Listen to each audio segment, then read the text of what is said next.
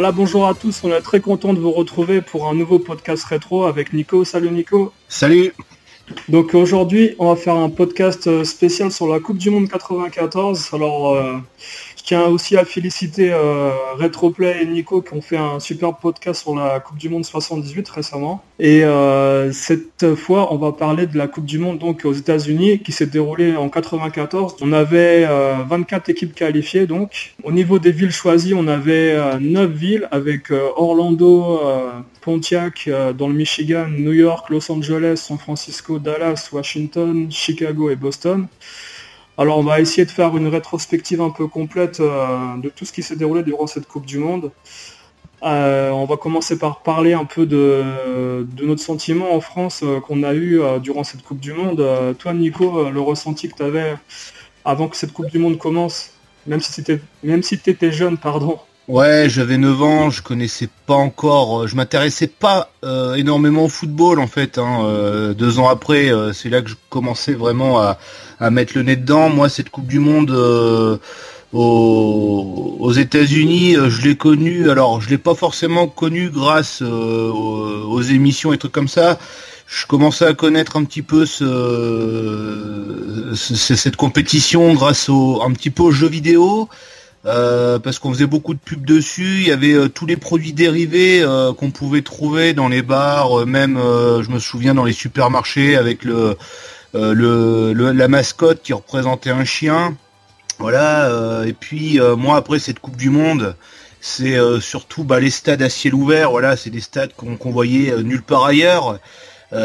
C'était surtout le jour quoi. C'est vrai que les autres Coupes du Monde se jouaient souvent, et même pour moi quand je voyais un match de foot la plupart du temps c'était en soirée, là c'était l'après-midi.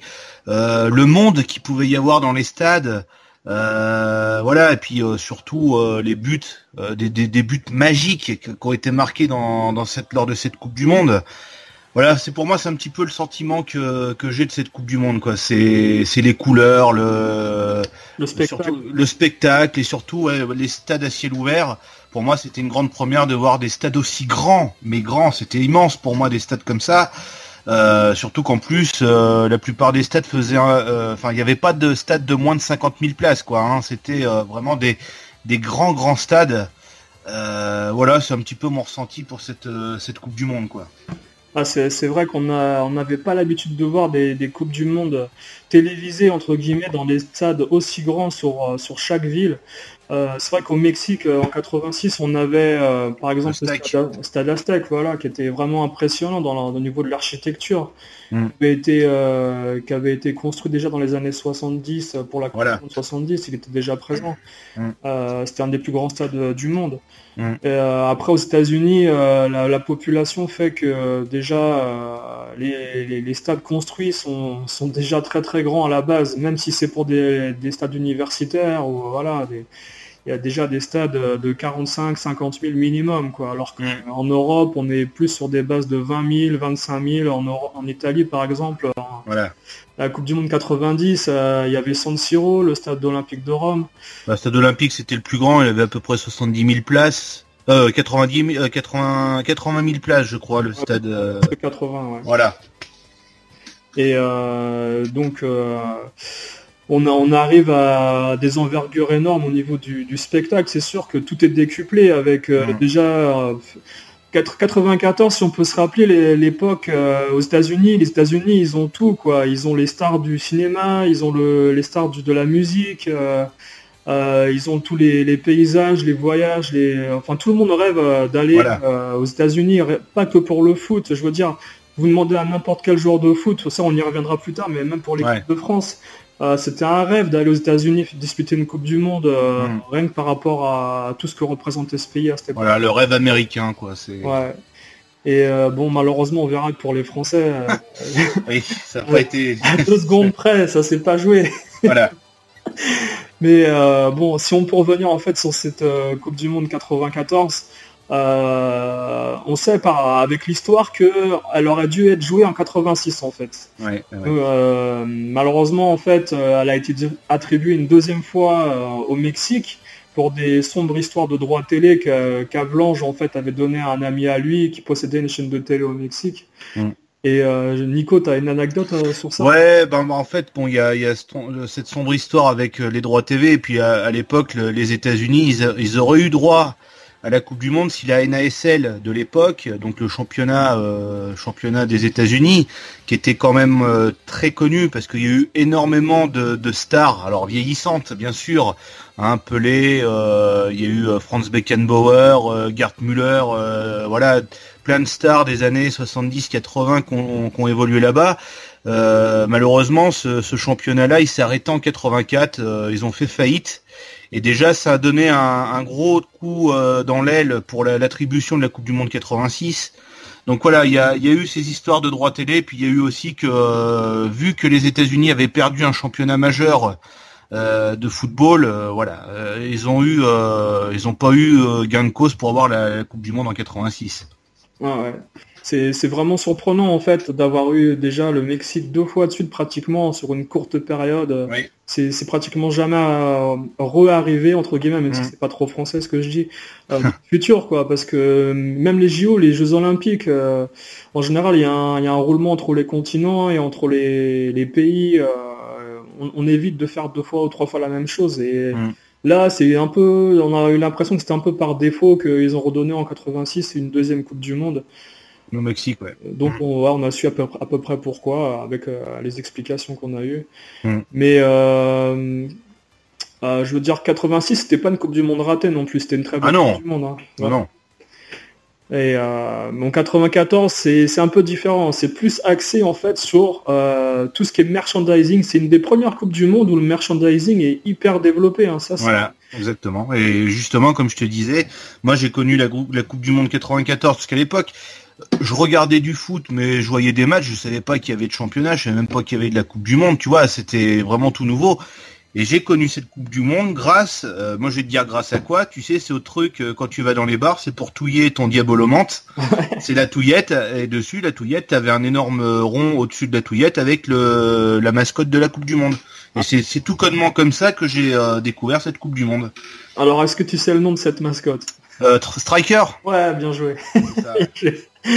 Parce que ouais, c'est en général les mascottes, on s'en souvient pas trop, on s'en souvient plus pour leur ridicule, mais pas. On se souvient plus de Footix, voilà. Ouais, Footix, c'est devenu un mot dans le dictionnaire, Footix. Voilà, c'est sûr. Striker, ça veut dire buteur, hein, attaquant buteur en anglais, quoi. Ouais, ouais, c'est certain. Ouais, c'est. Mais c'était une belle mascotte, j'ai pas trouvé ridicule, mais en fait. Non, c'est pas la plus ridicule des. C'était un petit chien fou, en fait, c'est ça. Ça va un petit peu dans la continuité des euros où c'était les lapins. Pour l'euro, c'était des lapins. Je me souviens pour l'euro 92, c'était un lapin. Même pour l'euro 84, pour la plupart des euros, c'était un lapin qui était dessiné. Et là, ils ont pris un chien. Alors, est-ce que ça a une signification spécifique? Je sais pas. J'ai pas lu. Sincèrement, je sais pas d'où vient cette mascotte, mais je pense que ça a sûrement un rapport avec tout ce qui est un peu toon, ces dessins animés. Parce qu'elle avait pas une tête franchement agressive ni. Voilà, puis là je viens tout bêtement, là je regarde sur Wikipédia celui écrit en anglais, ça veut dire comme c'est l'animal le plus adoré, le plus pris aux États-Unis, voilà, c'est pour ça qu'ils ont décidé de faire un animal pour que ce soit plus convivial pour tout le monde, voilà. Que la famille vienne au stade. Voilà, exactement. C'est connoté famille quoi. Enfin. Exactement, voilà. Ouais. Donc en fait, pour résumer les villes qu'on a citées tout à l'heure, il y a 9 villes et comme par hasard, Orlando avec Disney World en Floride juste à côté. Il y a souvent des grandes villes associées à des grandes entreprises qui ont été choisies. Donc il y a Ford et Pontiac à côté de Détroit. New York, bon ça, moi je pense, j'ai beaucoup pensé en fait à la communauté européenne qui vivait beaucoup à New York à cette époque. Et bon après tout ce qui est tourisme, on connaît New York avec Manhattan, ça automatiquement ça va attirer des gens. Bon à Los Angeles, Pasadena, tout ce tout ce qui a un rapport avec le cinéma, Hollywood.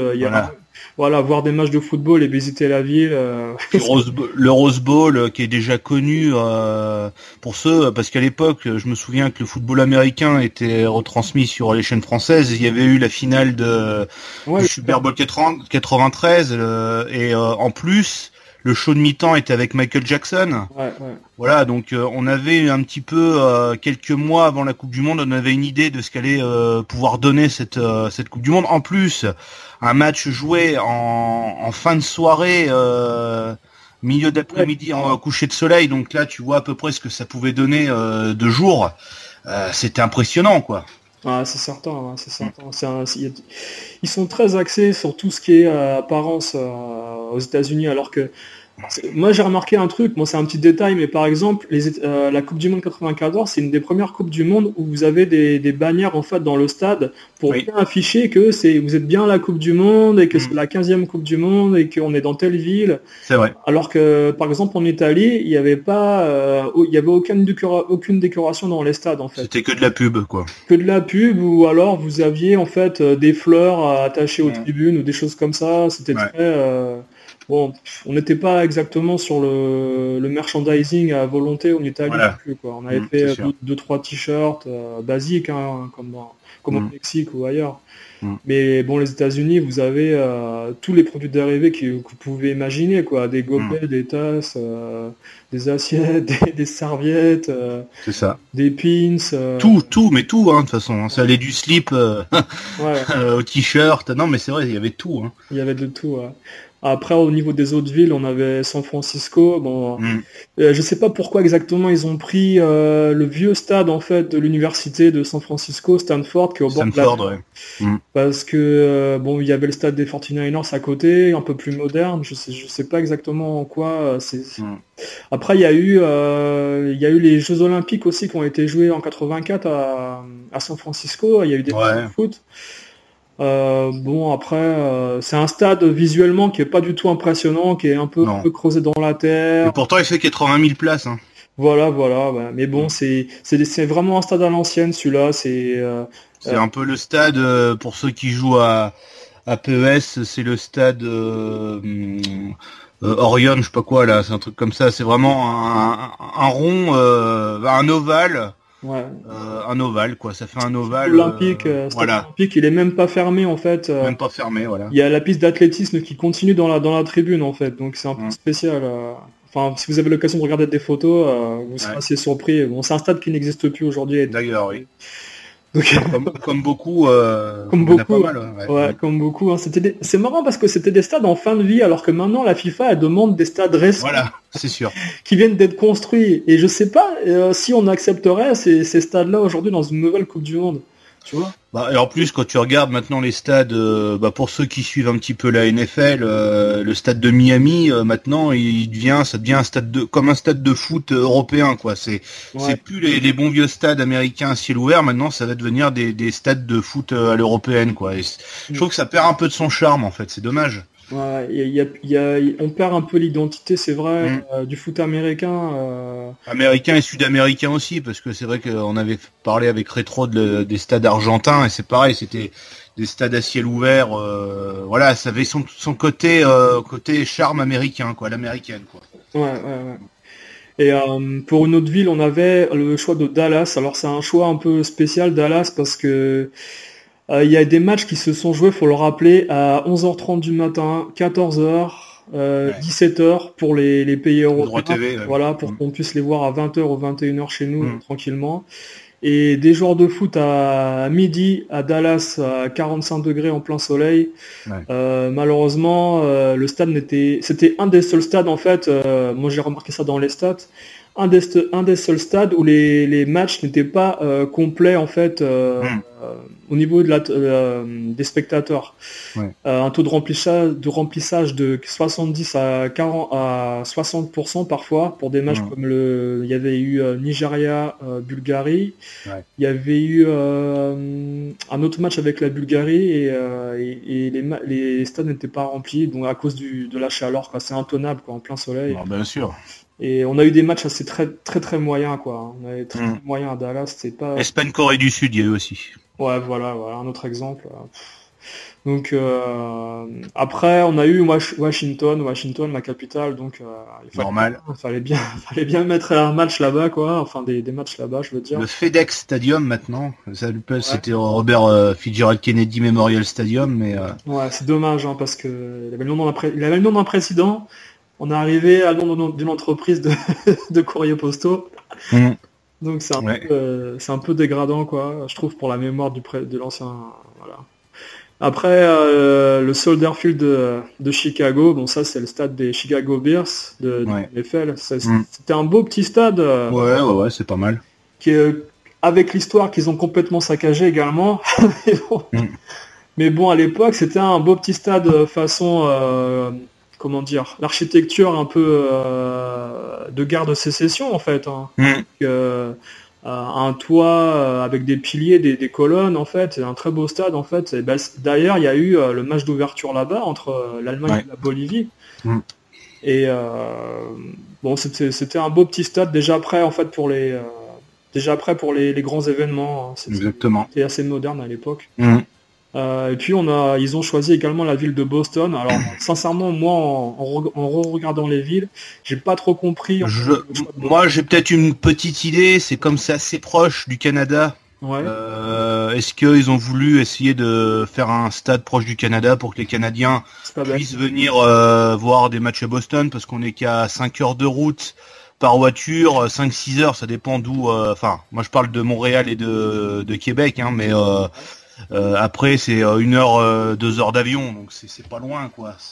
Alors est-ce que c'est pour ça? Je sais pas trop, mais Non, non, c'est pas bête comme ça doit idée. être ça, hein. Je pense qu'en fait, Boston, en fait, en réfléchissant, le fait que ça soit près justement du Canada, ça a apporté un peu plus de, comment dire, de diversité dans le public, en fait, et peut-être Voilà. plus de fans de foot. Et puis bon, surtout qu'à l'époque, en plus, niveau football masculin, c'était zéro parce que voilà, il y avait plus de championnat professionnel.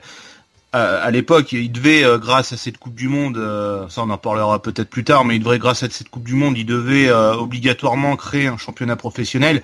Et à l'époque, les USA, ils avaient le Canada, pardon, le Canada avait un championnat légèrement plus supérieur Hmm. que celui des États-Unis. Puis c'est vrai qu'au Canada, le soccer, comme ils l'appellent là-bas, a légèrement plus d'importance qu'aux États-Unis. Donc ils savaient que, je pense, hein, je sais pas, c'est qu'une suspicion, enfin c'est qu'une voilà, une suggestion. Peut-être que Boston a été choisi justement pour faire venir les voisins canadiens. Ouais, ouais. Après, ce qui est bien aussi, c'est que Boston, c'est un climat assez tempéré, en fait. Donc, Aussi, ouais. il y a eu pas mal de pluie lors des matchs, en fait, qui se sont déroulés là-bas. Et au niveau de l'organisme, c'est un peu rafraîchissant, entre guillemets, Mm. sans faire de jeu de mots, Ouais. pour les joueurs, parce que la plupart des autres villes, bon, ils ont pas pris non plus le Nevada, heureusement, parce que moi, joué des matchs à Las Vegas, mais je pense qu'ils ont dû essayer. Mais bon. Ouais, mais quand tu regardes, quand tu regardes les villes, c'est que des villes qui sont bien à l'est, bien à l'ouest, rien au milieu parce que c'est trop désertique. Ouais. Voilà, donc c'est vrai que bon, ça a été choisi.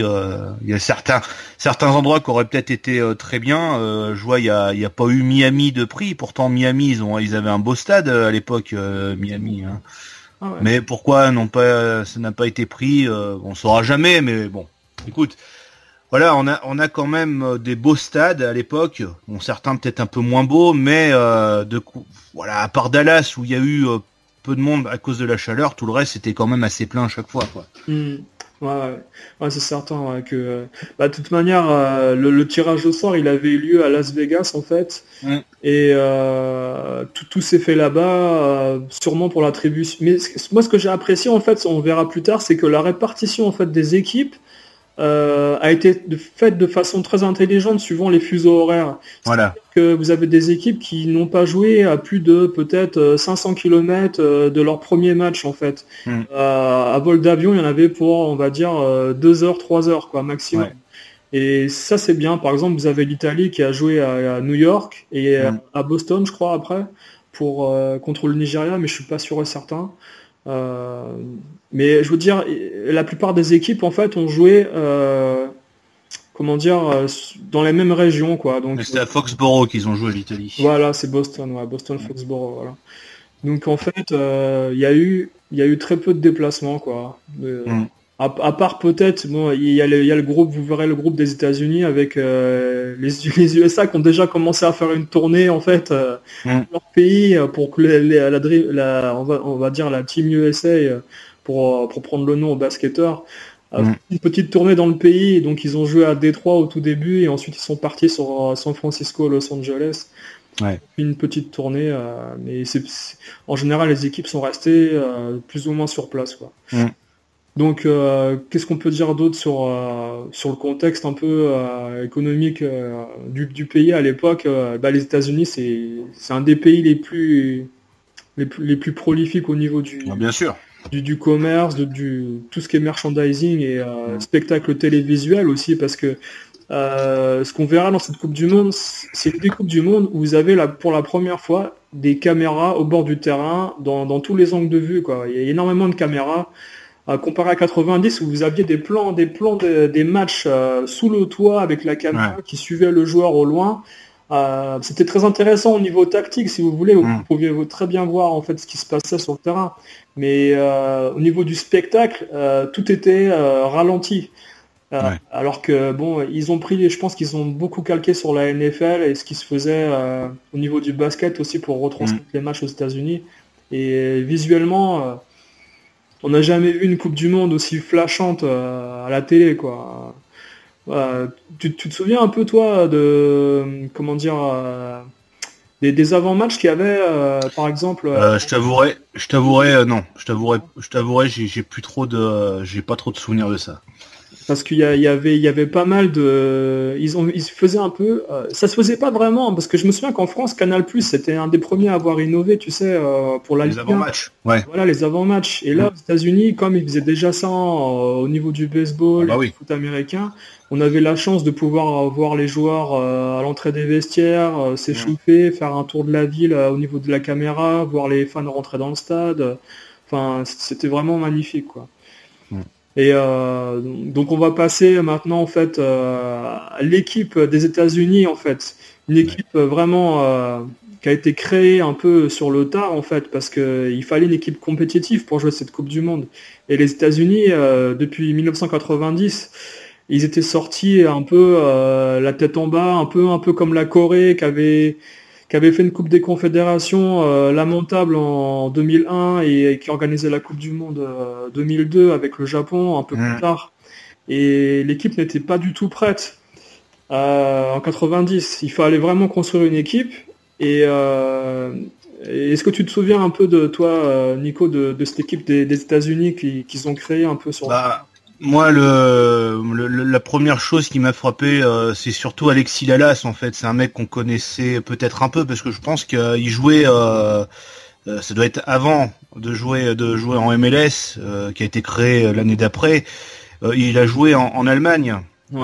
Comme beaucoup de joueurs des États-Unis, il y a que les Allemands qui sont un petit peu aventurés à essayer des joueurs des États-Unis.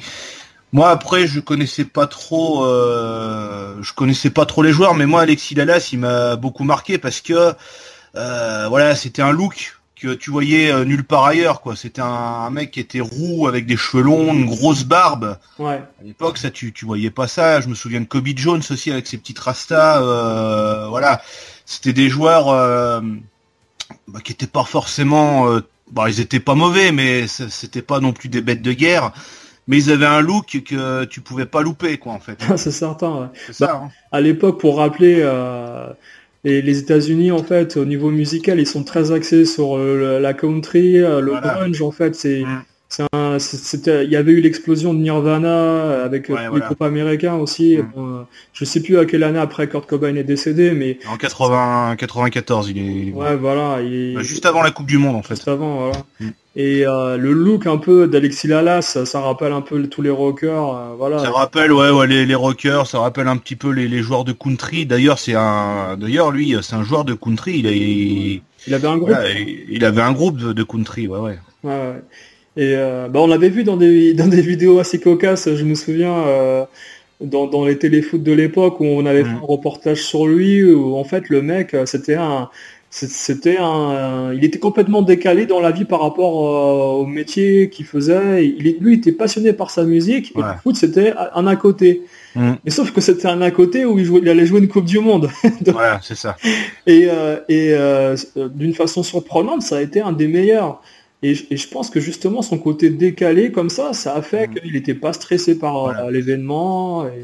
Donc en fait, je vais juste revenir à un truc, c'est que la plupart des joueurs en fait n'avaient pas de club, enfin beaucoup n'avaient pas de club parce que donc à l'époque il n'y avait pas de championnat professionnel et la plupart n'avaient joué qu'avec l'équipe des États-Unis, avaient préparé la Coupe du Monde en faisant des matchs amicaux partout. Donc durant la saison 92-94, t'as presque la moitié de l'équipe qui avait pas de club mais qui jouait qu'avec la sélection en fait. Ouais, malheureusement, ouais.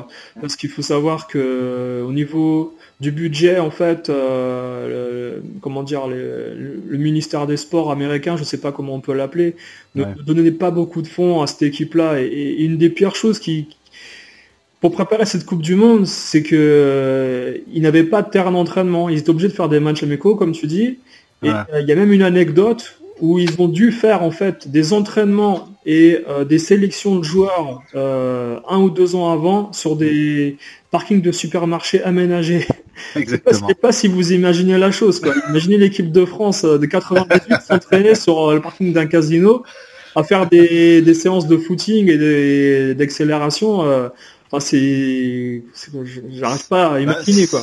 C'est l'histoire belle, enfin c'est une belle histoire quand même parce que voilà, t'étais recruté comme ça, tu te dis bon bah en fait ouais j'ai envie de jouer au foot, bon bah allez c'est bon, il y a un signe, on te prend, tu vois, enfin. On verra si tu peux voilà. Le ballon après quoi. C'est vrai que je sais pas, à l'époque t'avais que vraiment 3-4 joueurs qui jouaient en, t'avais Winalda qui jouait en Allemagne, encore c'était en deuxième division, t'avais Tob Ramos qui jouait au Betis Séville sans forcément jouer des matchs. T'avais John Hurks qui jouait à Derby County. Après t'avais un autre joueur Ernie Stewart qui jouait en Hollande à Willem II. Et puis t'avais Roy Vergel, je crois c'était Wegerle plutôt, qui jouait à Coventry en première division. Mais c'était pas des joueurs qui étaient titulaires quoi. C'était vraiment des joueurs qui étaient dans les équipes réserves et trucs comme ça quoi. Ouais, parce que pour le rappeler, aux États-Unis à cette époque-là, le football, le soccer, qu'ils appellent ça, c'était considéré comme un sport féminin en fait. Bah, c'est toujours, hein, malheureusement, il y a encore. Ça revient, mais bon. Ça revient un petit peu, mais. C'est connoté quoi en fait, parce que vous avez le vrai foot. Le vrai foot pour eux, c'est le foot américain quoi. Voilà. Et puis. Ouais. Excuse-moi, je te coupe comme ça. Puis le problème des Américains, enfin c'est un problème, c'est pas pour les critiquer, hein, loin de là. C'est qu'en fait le foot, ils ont jamais réellement aimé le football parce que c'est trop rapide en fait. Le football européen, si tu veux, le football européen, il y a pas assez d'arrêts de jeu. Ouais. Parce que les Américains adorent du sport avec beaucoup d'arrêts de jeu. Quand tu regardes le foot américain, t'as énormément d'arrêts de jeu, t'as des matchs avec des cartons. Le hockey, le baseball, c'est pareil, t'as énormément d'arrêts de jeu. Le foot, pour eux, c'était pas très intéressant parce que voilà, et justement la NASL dans les années 70-80, ils ont dû aménager des règles à eux pour que ça devienne un petit peu plus attractif. Par exemple, les penalties, c'était pas il n'y avait pas de prolongation, c'est ça? Bah, il n'y avait pas de prolongation, c'était directement des pénaltys, c'était même pas des tirs au but où tu mets la balle sur le point de pénalty et tu tires. Tu partais du milieu de terrain, tu faisais comme tu faisais comme au hockey quoi, tu partais du milieu de terrain et tu driblais le gardien. Enfin, c'était assez bizarre et ils faisaient beaucoup de coupures pour que les gens puissent acheter à manger, puissent faire autre chose pendant 5-10 minutes. C'est pour ça que le foot a toujours eu déjà sans parler que le foot féminin soit plus imposé à l'époque, mais il y avait toujours un petit peu cette mauvaise image parce que il était trop rapide quoi. Voilà, un match d'1h30 pour eux c'était trop rapide. Ouais, et puis il y a aussi le problème des télés qui veulent pas financer forcément ce sport voilà. Sur les chaînes de grand public, vu qu'il n'y a pas assez de temps mort, les pubs ne pourraient pas passer quand ils voudraient. Exactement. Couper les matchs. C'est compliqué, hein, mais je pense que à l'époque où Pelé est venu aux États-Unis et jouer au Cosmos, quand la ligue s'est effondrée juste après son départ, pratiquement Bah, elle a commencé à s'effondrer en 82. Lui est parti en 78. Ça a bien marché pendant 4 ans. Puis après de 82 à 84. D'ailleurs, la dernière saison, ils ont tout joué en salle. Ils ont rien joué sur les terrains. Ils ont tout joué ça en salle. D'ailleurs, le foot en salle américain était assez spécial aussi. Parce que c'était pas du futsal comme nous avec des touches, corner, et trucs comme ça. Eux, ça jouait sur des terrains de hockey. Donc en fait, si tu veux, t'avais pas de sortie de but, t'avais pas de touche. Tu tapais dans le mur, tu pouvais reprendre le ballon. Voilà, c'était. Mais ça a mal fini, ouais. ça a mal fini, ça a pas plu, il y avait plus personne et puis ça a fait faillite à la fin, quoi. Ouais, c'est triste parce que si vous avez l'occasion de voir des images, quand le Cosmos jouait avec Pelé et Beckenbauer, le Giant Stadium de New York était plein, quoi. Il y avait Kinaglia aussi, un attaquant Gallois, un attaquant italien né au Pays de Galles. Ça a été le meilleur buteur de l'histoire de la NASL. Malheureusement, le pauvre, il est décédé. Il était pas du tout apprécié. Enfin bref. Ouais. Mais c'est vrai qu'à l'époque, la NASL, dès 75 à 78, pendant 3 ans, c'était un spectacle énorme, quoi. Voir Pelé jouer, voilà, ça faisait venir énormément de monde, quoi. Ouais, bien sûr. Ouais. Et ce que je voulais dire en fait, c'était que les droits télé en fait n'ont pas suivi en fait. Et quand les stars sont partis, et malheureusement, alors déjà qu'ils n'étaient pas sur des chaînes, nationales. C'était sur NBC, c'était sur c'était NBC, je crois le deuxième ou troisième couteau de chaîne, quoi. Voilà. Malheureusement, c'était pas ça qu'il y avait en prime time, hein, on va dire. Et c'est un peu le but en fait de cette Coupe du Monde 94, c'est justement de valoriser le football et d'essayer d'implanter une ligue professionnelle masculine. Se racheter sur les ligues, voilà, et ça marchera et ça marchera. Ouais. Qu'on aime ou pas la MLS, c'est quand même une ligue qui a quand même vachement évolué depuis le tout début où ils étaient que 8. Ils étaient que 8 dans la ligue et là maintenant ils sont plus de 20 dans la ligue, quoi. Donc c'est un football qui monte, hein. Ouais, bien sûr, mais je pense que même qu'ils ont carrément fait une ligue inférieure comme un peu. Ils ont fait la deuxième NASL en fait, la deuxième division. En fait, c'est leur championnat, c'est des championnats fermés, hein, un peu comme des franchises en fait, comme pour le basket et puis pour la NFL et le hockey. Et ils ont quand même des sous-divisions où la NASL est réapparue en 2011. Il y a toujours le New York Cosmos, t'as les Tampa Bay Roadies, t'as Fort Lauderdale Strikers. Enfin, tu vois, t'as toutes les vieilles équipes. Ça a perdu de son charme. Mais voilà, le foot aux États-Unis commence à grimper un petit peu et peut-être qu'un jour. Peut-être que l'équipe des États-Unis deviendra une équipe assez redoutable au niveau international. Je sais pas, hein, peut-être. Ah mais moi je pense que déjà en 2006 l'équipe des États-Unis aurait pu aller en demi, voire un peu plus loin. Quand ils perdent. Non, c'est 2002, pardon. Excusez-moi. 2002, quand ils perdent contre l'Allemagne en quart, je crois. Ouais. Et là, ils avaient déjà battu le Portugal en phase de groupe. C'était une très belle équipe, les États-Unis. C'était une superbe équipe, ouais. Mais bon, c'était pour revenir à cette équipe de 94. Il y a pas mal de joueurs inconnus. Bon, comme on a dit, il y a des joueurs qui jouent en Allemagne, dont Borum avec Vinalda. C'était Saarbrück plutôt qui jouait à l'époque. Ouais, il a joué à Borum juste après. Ouais, après. Il a une valorisation. Sûrement, ouais, comme beaucoup, hein. Ouais, comme Lalas, il est parti en Italie, c'est ça, en série. Voilà, Lalas, il est parti à Pérouse, je crois, si je dis pas de bêtises. Je crois qu'il est parti à Pérouse, hein. C'est peut-être pas sûr, mais voilà, donc ils ont tous eu ils se sont fait connaître à la Coupe du Monde 94. Bon, malheureusement, ça s'est pas forcément bien passé pour tous. Mais au moins ils se sont fait connaître comme ça et c'est à Padova plutôt qu'il est parti. Voilà. Il a joué 44 matchs pour 2 buts en 2 ans. Bon. Ouais. C'est pas beaucoup, mais bon. À l'époque, pour revenir sur Eric Vinalda, c'est un des meilleurs Américains en fait au niveau technique en fait, parce que si on voit joueur par joueur l'équipe des États-Unis, c'est axé sur l'athlétisme et la vitesse, parce que vous avez des attaquants qui savent pas forcément marquer des buts, mais qui sont très très rapides comme Kobe Jones par exemple. Kobe Jones qui avait 2-3 dribbles assez sympas, mais bon, il maîtrisait pas tout. On va dire que c'était, pour parler d'un joueur moderne, on va dire que c'était un Djibril Cissé amateur, on va dire. Ouais, c'est ça. Un tout droit, mais bon, il y a des moments où il centrait, mais avant de rentrer dans le poteau de corner. Mais bon, c'était un joueur assez spectaculaire parce qu'il avait des grandes enjambées.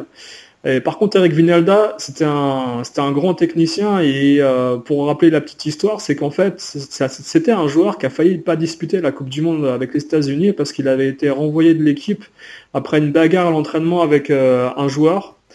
Et c'est Bora Milutinovic, le coach serbe, qui le rappelle en fait pour participer à la Coupe du Monde. Et c'est un joueur qui finira avec 107 sélections, 3 Coupes du Monde jouées. Ouais. Donc finalement ça tient à rien à la vie professionnelle. Parlons-en de Milutinovic, ce mec-là il a quand même fait 2 exploits, 90, il va assez loin, il va avec le Costa Rica, il fait une Coupe du Monde pas mal, il s'arrête en quoi, en 8e de finale je crois, ou en quart, je m'en rappelle plus, il fait un des deux. Hein. Ouais, il va souvent loin, et avec des joueurs presque inconnus, et là avec des inconnus, il va jusqu'en 8e de finale avec les États-Unis, c'est quand même pas rien quoi. Et puis on verra la façon dont ils se font éliminer, ça tient vraiment à rien du tout. Pas grand-chose. Ouais. Et mais Milutinovic, c'est un entraîneur d'origine yougoslave et serbe. Et il est passé par la France en fait. Il a joué à New York. Monaco, il a joué à Nice. Ouais. Monaco, Nice, Rouen, ouais, voilà. Et donc c'est un joueur c'est un entraîneur qui a beaucoup d'expérience au niveau mondial. Il a joué dans pas mal de clubs, entraîné pas mal de joueurs étrangers. Et donc c'est les États-Unis qui choisissent ce coach pour faire de l'équipe des États-Unis actuelle une équipe compétitive pour jouer leur Coupe du Monde chez eux, quoi. Ouais. Parce que ça va pas être évident. C'est un peu comme je comparais pas ça au Qatar 2022 parce que le Qatar ils sont capables d'acheter des joueurs déjà connus et voilà et de les naturaliser pour leur pays, pour les faire un peu comme au handball. Alors que là, ils partaient avec des joueurs américains, vraiment des joueurs de 2e division, on va dire, ou 3e même, 3e zone. Ouais. Donc après, on a fait un peu le tour des joueurs. Le gros point faible des États-Unis à l'époque, c'est le gardien de but pour moi. Alors, Tony Meola, je sais pas, il a joué quand même 3 ou 4 Coupes du Monde, 3 Coupes du Monde, je crois. Ouais. Mais malheureusement, c'est un gardien de but qui est enrobé en fait. On se demande comment ils l'ont choisi. C'est un gardien de but qui a le look un peu d'un mafioso italien du New Jersey. C'est vrai. Avec une queue de cheval et de toute façon, il doit avoir des origines italiennes de toute façon. Ouais. Avec ce nom-là. Et puis Antonio Michael Meola, son vrai nom. Et bon, on verra sur le premier match des États-Unis où il joue contre la Suisse et c'est un gardien de but qui fait très très peur. Hein. Vaut mieux pas que les ballons soient cadrés, hein, parce que. Mais bon, moi je l'ai comparé. Si tu te rappelles de Peter Shilton en 90. Vaguement, mais oui, avec les images de maintenant, ouais. Quand il se prend Peter Shilton qui se prend le but contre l'Allemagne, il se prend un coup franc en fait, il n'arrive pas à sauter parce qu'il a un peu trop d'embonpoint. Malheureusement quoi, voilà. Et parlons aussi, 2 secondes des maillots des États-Unis. Pour moi, le maillot extérieur en version jean, pour moi, c'est mon préféré. C'est mon deuxième préféré après celui du Zaire de 74. Mais pourtant, il a été élu le plus moche maillot de l'histoire de la Coupe du Monde. C'est vraiment fou. C'est fou. Parce que pour moi, c'est un des plus beaux maillots. Enfin, il a pour moi, ce maillot-là, ça sent bon la Coupe du Monde 94, quoi. C'est voilà, c'est propre aux États-Unis. C'est un maillot que seuls eux pouvaient porter.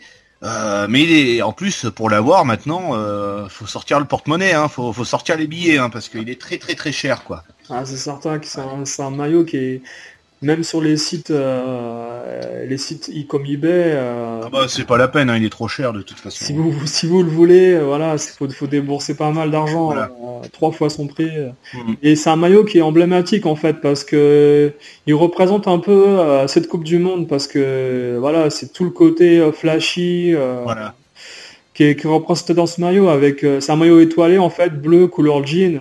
Ouais. Et c'est vrai qu'à l'époque, en 94, si on peut se rappeler aussi des maillots de Première Ligue avec Manchester, Liverpool, Arsenal qui sortaient des maillots Nike très flashy avec des éclairs sur les.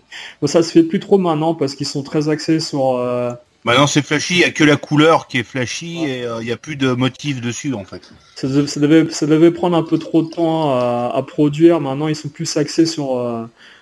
Comment dire, vendre beaucoup de maillots très simple. Alors qu'à l'époque, je pense que créer ces maillots-là, ça devait être assez long en fait. C'est vrai. Mais bon, c'est vrai que ce maillot, ils ont joué en fait avec le maillot rouge et blanc en fait. Que le premier match.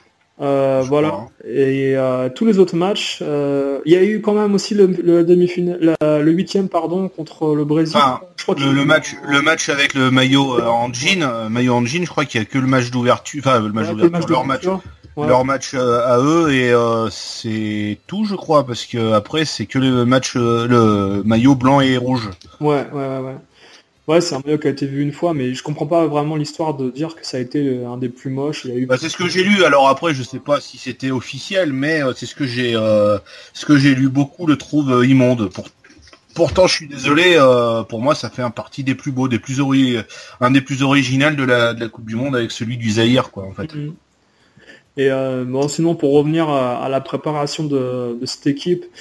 Ils ont joué en fait, je crois que c'est un an avant, ils ont joué des matchs amicaux en fait contre l'équipe d'Allemagne et l'équipe d'Angleterre. Ils ont fait des bons résultats. Je crois qu'il y a eu, faudrait regarder au niveau des stats, mais il y a eu des matchs nuls en fait contre des meilleures équipes européennes en fait.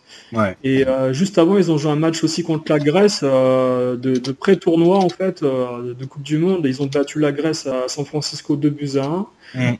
Et bon déjà c'était de bon augure, je veux dire, malgré le fait qu'il y ait des joueurs de seconde zone un peu, c'était assez encourageant on va dire. Mais bon après c'était des joueurs très techniques, très physiques et ils avaient un background très au niveau de l'athlétisme très poussé, donc ça les a beaucoup aidés on va dire à combler leur manque technique, de courir partout, voilà. Après, tout ce qu'on peut dire d'autre en fait sur cette équipe de 94, c'est que ils ont eu la chance en fait entre guillemets de débuter dans une ville de pro américaine à Détroit, à Pontiac, en fait avec une base de gens très populaire, un peu comme moi j'ai comparé ça en fait à 98 où l'équipe de France on a choisi Marseille en fait. Voilà, exactement. Pour vraiment donner toutes les chances parce que moi je voyais mal à l'époque, je le voyais pas forcément, mais par exemple vous faites jouer l'équipe des États-Unis leur premier match à Los Angeles, je suis pas certain que les gens viennent là pour encourager, mais plus pour regarder en fait. C'est sûr. Et donc ça a été une bonne chose parce que il y avait tout le bassin en fait ouvrier de la ville de Pontiac qui a soutenu l'équipe de A à Z lors du premier match contre la Suisse, et ça s'est soldé par un bon match encourageant. Ah oui.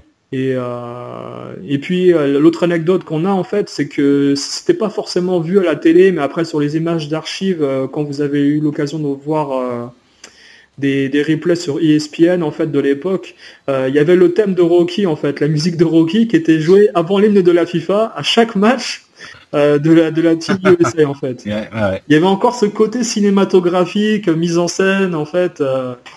Et d'ailleurs, tu parles de l'hymne officiel de la FIFA, c'est la première année, la première Coupe du Monde où l'hymne est joué en fait. Ouais. Ah d'accord. C'est vrai qu'en 90, on n'avait même pas le temps de voir.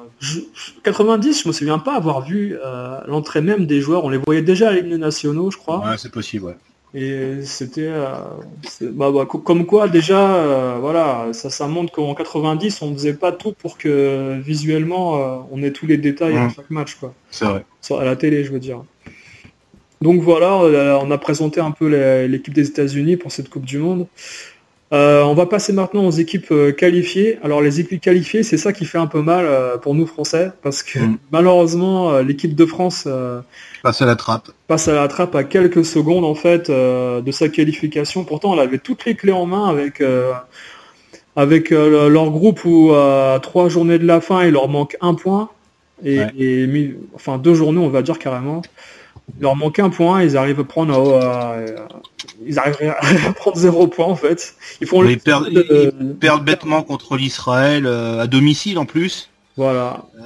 Ils perdent 3-2 et ce fameux dernier match, voilà, le 17 novembre 93, qui restera à jamais gravé dans les mémoires des Français. Ce match contre la Bulgarie et défaite 2-1 avec ce dernier but de Kostadinov qui nous a qu'on a tant haï. Ouais. Voilà, avec un coup franc de Ginola complètement. En fait, il tire le coup franc sur personne, quoi. Et il y a une contre-attaque fulgurante de la Bulgarie, puis Kostadinov qui t'envoie une patate dans le but de Lama, et la France est malheureusement éliminée. Et pourtant, en croire lors du tirage au sort de la qualification de cette Coupe du Monde pour la France, c'était déjà dans la poche, quoi.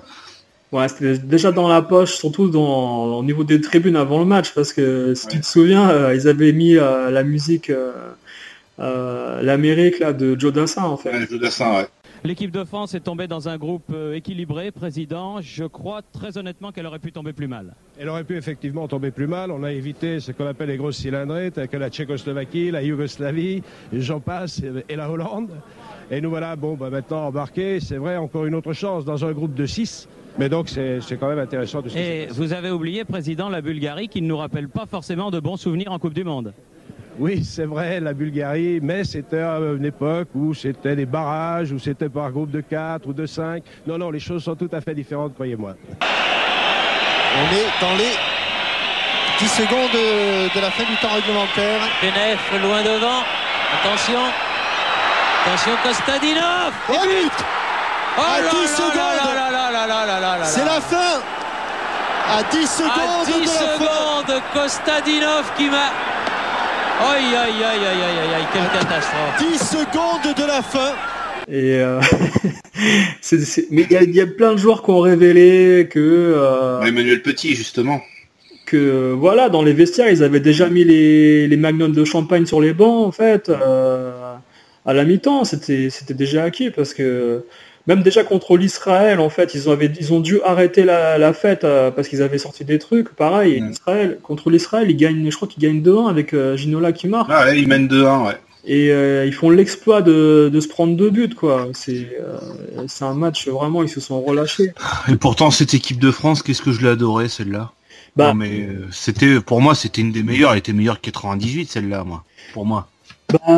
Normalement, ça aurait dû être meilleur que 98. Ouais, oui, c'est vrai que sur le terrain, mais au niveau des noms qu'il y avait sur tu pouvais pas faire mieux à l'époque. À l'époque, tu pouvais pas, t'avais quand même des joueurs qui étaient champions d'Europe avec Marseille. Voilà, t'avais le duo Papin-Cantona qui marchait qui a pas aussi bien marché en équipe de France. Non. Mais bon, ça avait quand même de la gueule. Mais voilà, il y a eu ce malheureux... cette haine entre PSG, Parisiens et Marseillais, qui s'est malheureusement ressentie dans le vestiaire. Et quand t'as une mauvaise ambiance comme ça, malheureusement, ça peut pas marcher. Voilà, ça se ressentait déjà à l'entraînement. Il paraît, Dugarry en avait parlé, que lui, quand il était arrivé en équipe de France, on lui avait mis 2-3 taquets par derrière pour lui signifier que les Marseillais, c'est eux qui faisaient la loi ici. Voilà. Et que même les Parisiens, comme Le Gouen, Ginola, ils n'avaient pas forcément leur mot à dire. On a même vu une séquence surréaliste avec Ginola qui fait une conférence de presse tout seul dans un coin à Clairefontaine, pendant que les autres joueurs sont à côté, pour expliquer son mal-être dans l'équipe, qui comprend pas pourquoi il est pas titulaire alors que c'est le meilleur joueur de Ligue 1 actuel. Des choses surréalistes, quoi, dans un groupe, je veux dire. Même si on a les meilleurs joueurs sur le terrain, c'est pour ça que tout à l'heure je tiquais un peu. Un Didier Deschamps, je veux dire, on lui pose la question aujourd'hui, il dira ouais, mais le papier ça fait pas tout, faut que ça soit un groupe, une cohérence, etc.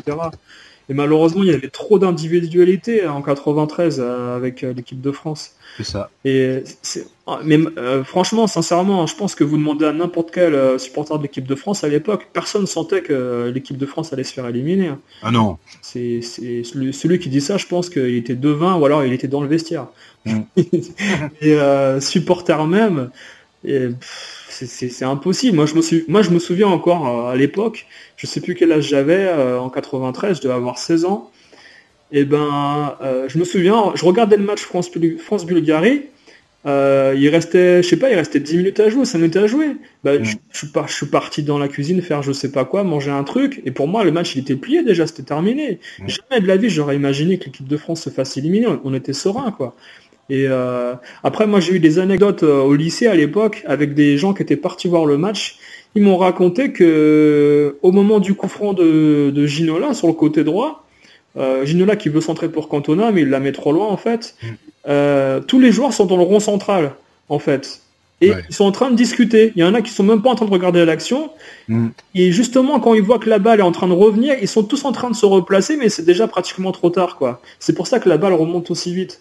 Il y a énormément de vitesse sur ce contre, et je pense que les Bulgares, ils ont senti qu'il fallait mordre à ce moment-là, parce que les joueurs n'étaient pas du tout concentrés. Voilà.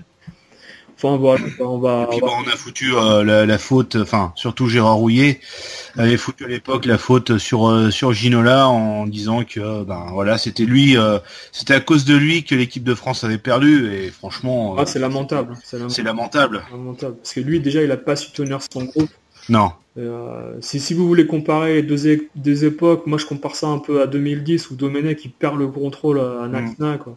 C'est lui, il coule en Coupe du Monde, Domenech, mais à la limite ça aurait été mieux qu'il se fasse éliminer contre l'Irlande, comme la France contre la Bulgarie. Voilà. Parce que sincèrement pour être ridicule après en Coupe du Monde et que 2010 ça n'a rien apporté à l'équipe de France, ça a fait perdre beaucoup de temps à tout le monde. Et justement 93, 94, ça a fait gagner énormément de temps à l'équipe de France, parce que peut-être que sans ça, si l'équipe se qualifie et que finalement en fait il se passe rien, peut-être qu'on n'est jamais champion du monde en 98. C'est possible. Ouais. Et finalement moi je dis merci à Ginola. Voilà. Si un jour il nous écoute ou quoi, merci David. Et puis Gérard Rouillet, écoute, tu te mets du côté des plus faibles toujours, des plus forts. Je sais pas comment on peut se placer, mais bon. En tout cas, Aimé Jacquet, pour reprendre l'équipe, il a eu des coronesses énormes, hein, parce que il faut passer derrière tout ça, quoi. C'est sûr. Évident, quoi. Donc voilà, France-Bulgarie, on vous mettra un petit son pour écouter. Ouais. Et se refaire mal. C'est pas une bonne période pour tout le monde. Mais comme tu dis, il a fallu passer par là pour voir quelque chose de beaucoup meilleur par la suite, quoi. Ouais. Il fallait peut-être ça en fait. Le destin a fait de bonnes choses pour nous finalement. Voilà. Merci les Bulgares. Merci. Voilà. Donc en fait, au niveau des équipes qualifiées, aux États-Unis, on avait surtout l'équipe d'Angleterre éliminée également. Donc l'Angleterre était dans un groupe pas facile, il y avait les Pays-Bas avec eux en fait, donc c'était pas forcément gagné non plus. Parce qu'à l'époque c'était les deux, c'était le premier ou le deuxième meilleur, les deuxièmes meilleurs après, ou alors est-ce que c'était les deux premiers à chaque fois? Pour la Coupe du Monde. Ouais, deux premiers automatiquement, ou alors pour laquelle la Coupe du Monde 90, non? 94. Pour 94, c'était les trois meilleurs en fait. Ouais, mais t'avais les deux premiers qui étaient qualifiés. Et après, qui était qualifié d'office, et après c'était le meilleur troisième en fait. Un peu comme il y a eu pour l'Euro 2016. D'accord.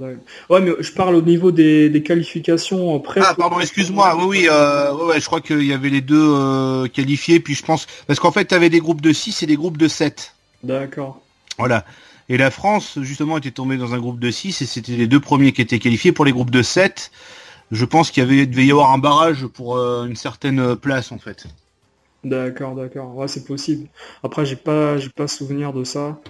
Mais en tout cas, il y a trois gros absents en fait. Bon, c'est le Danemark, la France et l'Angleterre. Parce que le Danemark, ils sont champions d'Europe en 92. Il y avait une très belle équipe avec Laudrup, Olsen, tous ces joueurs-là. Schmeichel au gardien de but, parce que Schmeichel franchement ça aurait été super de le voir à la Coupe du Monde. Ah oui, il était au top de sa forme en plus avec Manchester, donc ouais. C'est il y a deux joueurs de Manchester qui n'y sont pas, quoi, Kanto et les meilleurs. C'est triste, quoi.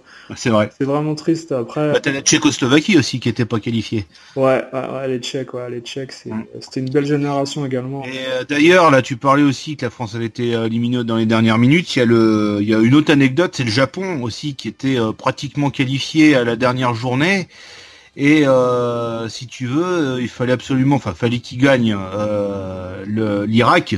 Normalement, ça devait être dans la poche l'Irak, parce que c'est vrai qu'à l'époque, c'était pas non plus l'Irak c'était pas une équipe formidable l'Irak. Et en fait, ils font match nul. En fait, ils mènent 2-1 et le 2-1 dans les toutes dernières secondes. Ils marquent à la 80e minute. 2-1, ils sont qualifiés, ils sont tranquilles. Sauf qu'en fait, ils se relâchent, ils laissent le ballon aux Irakiens qui obtiennent un corner, l'autre il met la tête, il y a but, et le Japon au dernier moment ne participera pas à la Coupe du Monde, et il laisse la place à l'Arabie Saoudite et à la Corée du Sud en fait. Ah d'accord.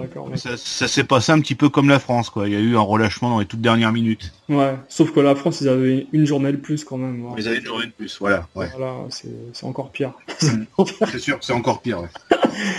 Mais non, mais pour relativiser la chose, c'est que la Suède et la Bulgarie, ils vont être demi-finalistes à la Coupe du Monde.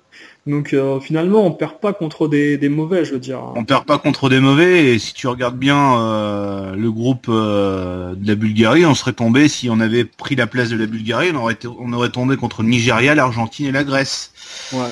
Bon, la Grèce aurait été sûrement facile. Après l'Argentine, le Nigeria, à mon avis, ça aurait été beaucoup plus compliqué, quoi. Ouais, c'est certain. Justement, on va parler des groupes. Ouais. En fait, on a le groupe A avec le pays organisateur, les USA, la Suisse, la Roumanie et la Colombie. Au niveau des stars présentes sur le terrain, au niveau de la Suisse, il y a Sforza, il y a pas Chapuisat. Voilà, Chapuisat, des joueurs qui jouent en Bundesliga. Alain Suter aussi, qui était très reconnaissable, avec sa chevelure blonde assez longue. Ouais, le pote rocker Alexis Lalas. C'est ça. Ouais. Et je crois qu'il y avait un autre joueur aussi suisse, mais bon après les Suisses, bon c'est des bons joueurs, mais c'est pas non plus des stars dans leur club. Voilà, c'est des joueurs qui sont pas forcément titulaires dans les grands clubs où ils jouent. À part Chapuisat qui joue à Dortmund, lui qui arrive à être titulaire dans son club. Après le reste, certains peinent à s'imposer, quoi. Ouais, voilà. Et la Roumanie, c'est pareil, c'est une nouvelle génération, mais en 90 ils n'ont pas été ridicules non plus. Ah non. Et donc on a Hadji en fait on va surnommer le Maradona des Carpates après cette Coupe du Monde, qui va nous gratifier de superbes buts venus d'ailleurs. Il y a Florin Radiociu aussi, un futur avancement du Milan AC. Popescu, Dumitrescu, Petrescu, qui ressemblait à David Duchovny de... Ah mais oui, non mais sans déconner, il se ressemble vachement, quoi. Ouais. Et puis t'as Stelea aussi. Ouais, Bogdan Stelea. Ouais. Il y en a, mais la Roumanie, par contre, c'est à chaque ligne en fait, il y a des super joueurs, quoi. C'est vrai. C'est vraiment la génération dorée de la Roumanie, qui va vraiment aller jusqu'à 98 en fait, finalement, voire 2000, parce qu'il y a beaucoup de joueurs qui sont. 2000, ça a été un bel euro pour la Roumanie aussi. Ouais, ils vont aller très loin ces joueurs. Ouais. Et la Colombie, la dernière équipe de ce groupe-là, et Valderrama. C'est une des favorites en fait de cette Coupe du Monde. Ils avaient excuse-moi du terme, défoncé l'Argentine lors de la qualification pour la Coupe du Monde. Ils avaient battu en Argentine en plus l'équipe de Maradona 5-0. C'était pas rien, et ils faisaient partie vraiment des prétendants. Ils avaient un jeu à une touche de balle qui était vraiment super beau à voir. C'était beau, quoi. T'avais Valderrama, t'avais Faustino Asprilla. Bon, malheureusement, on en parlera plus tard, t'avais Andrés Escobar, mais lui on le connaîtra plus pour d'autres choses un petit peu moins glorieuses, malheureusement. Mais t'avais une superbe équipe, quoi. Ah, bien sûr, il y avait il y avait un jeu très léché, très copié sur. Il y avait un mélange de Brésil et d'Argentine dans leur jeu. Un petit peu, ouais. Et c'est comme s'ils avaient tout en fait pour aller loin, mais en fait, le petit truc. Voilà, on verra qu'ils auront pas le mental en fait. Ils supporteront pas le fait d'être favoris. Je pense que c'est une équipe qui aurait très bien joué en fait. Les outsiders. Voilà, comme la Roumanie par exemple, que personne n'attendait. Et finalement, ils ont sorti leur épingle du jeu, quoi. C'est vrai. Et donc voilà, on a ces 4 premiers groupes avec des matchs qui se dérouleront ces 4 premières équipes, qui qui joueront leur match à San Francisco, Los Angeles et Détroit. Ensuite, le groupe B avec le Brésil, la Suède, le Cameroun et la Russie. Ouais. Le Cameroun, toi qui connais bien le Cameroun, est-ce que tu peux en parler? Disons que c'est une équipe qu'on attend au tournant après 90. C'est vrai qu'ils avaient terminé quart de finaliste. C'était la première fois qu'une équipe africaine allait aussi loin. Bon, ils ont perdu en plus contre l'Angleterre dans des conditions un petit peu... Voilà, on va pas revenir dessus. Il y a eu quelques erreurs d'arbitrage qui les avaient désavantagés. Mais c'est vrai qu'ils arrivent aux États-Unis avec... je peux pas dire un statut de favori, mais on a envie qu'ils confirment leur exploit de 90. Sauf que le problème, c'est que la plupart, il y a une équipe vieillissante. On a quand même Roger Mila qui avait arrêté le foot, mais qui a repris il a 42 ans. C'est quand même la première fois qu'on voit un joueur aussi vieux. Alors 42 ans, c'est pas vieux en fait, hein, pour un joueur de foot. C'est vrai que maintenant, ce serait complètement ahurissant de voir un joueur de 42 ans sur un terrain. Voilà, c'est une équipe qui est vieillissante. Il y a une équipe, voilà, t'as la moitié de l'équipe de 90 qui a arrêté la sélection, donc t'as une nouvelle équipe. Malheureusement, on verra que la mayonnaise ne prend pas et que, mis à part le premier match où ils font un très bon match, après, voilà, il y a encore les problèmes de primes, comme à chaque Coupe du Monde avec une équipe africaine, il y a des problèmes de primes.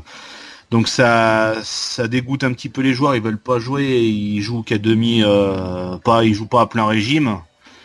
Voilà, bon, on en reparlera après des résultats, mais c'est une équipe qui s'avérera en fin de compte décevante, quoi. Ouais, c'est certain. Mais après, on a des joueurs quand même qui feront deux autres Coupes du Monde derrière pratiquement, avec des joueurs comme Rigobert Song, Marc-Vivien Foé. Voilà. Il y a le gardien de but très connu aussi. T'avais Joseph-Antoine Bell. Voilà, Antoine Bell.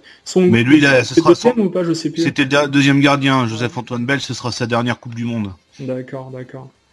Et non, il y avait des super bons joueurs pour le Cameroun, très techniques. Et moi, franchement, comme toi, j'ai été déçu en fait de les voir un peu abandonner la compétition quand ils n'ont pas reçu les primes escomptées pour leur qualification déjà. Et le 600, ça veut tout dire. Hein. Ça fait penser un petit peu malheureusement à l'équipe de Zaïre de 74 qui avait abandonné contre la Yougoslavie, qui avait perdu 9-0. Enfin voilà, c'était...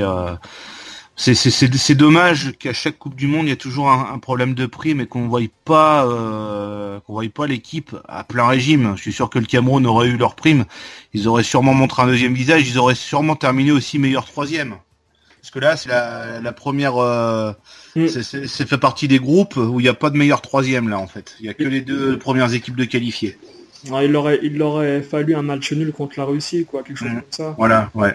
Et, après ils avaient un groupe pas facile, hein. Brésil-Suède, c'est vrai que c'est quand même c'est compliqué, hein. Même la Russie à l'époque, même si ils sont pas passés, ils proposaient un jeu pas dégueulasse non plus, quoi. C'est sûr que si on compare tous les groupes et qu'on cherche entre guillemets un groupe de la mort, on va dire que c'est plus ou moins celui-là, quoi, parce que finalement Brésil-Suède, si on regarde toute la compétition, Brésil-Suède, c'était les équipes les plus fortes qu'il y avait. Ouais. Et bon, le Cameroun, s'ils avaient joué leur jeu, ils auraient pu être dans les troisième meilleurs, mais bon, malheureusement, voilà, quoi. Après, la Russie, moi, je me souviens de cette équipe-là. Elle avait joué un match amical à Caen, en fait, au nouveau stade de Caen, qui avait été inauguré. Ils avaient pris 3-1 par la France, je crois. 3-1, ouais, c'est ça. Et bon, encore des regrets pour la France, quoi. Quand on voit que la Russie se font complètement exploser, laminer, en fait. Ils n'avaient pas vu le jour contre la France.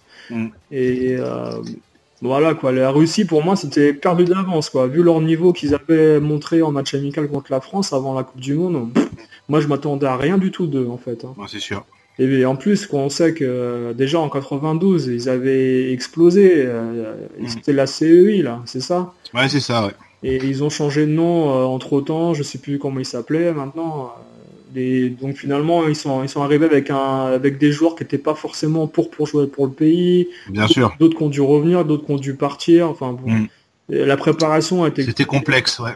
Voilà quoi. Après la Suède, pareil, c'est une grosse équipe parce que t'as des joueurs déjà confirmés en Europe avec Thomas Brolin en 92. La Suède en 92, ils ont été très bons, ils ont été en demi-finale de l'Euro.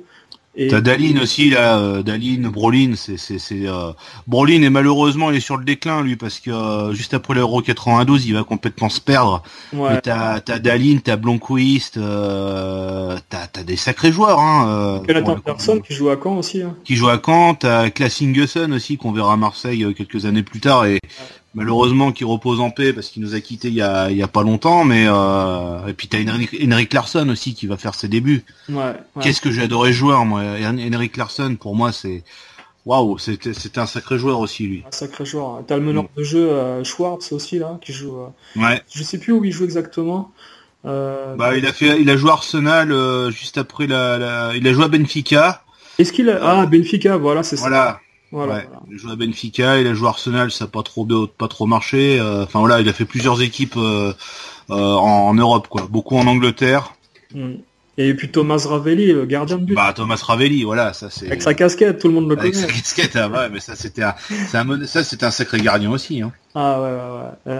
Ça a été une des stars de la Coupe du Monde, parce que on le verra plus tard, mais il y avait pas mal d'équipes défensives finalement qui sont arrivées assez loin, mais avec une ou deux stars en attaque, mais c'était globalement, on va dire, assez mitigé, mais les gardiens ont été énormément mis en valeur et bizarrement il a jamais évolué ailleurs il a toujours il y a jamais une grosse écurie européenne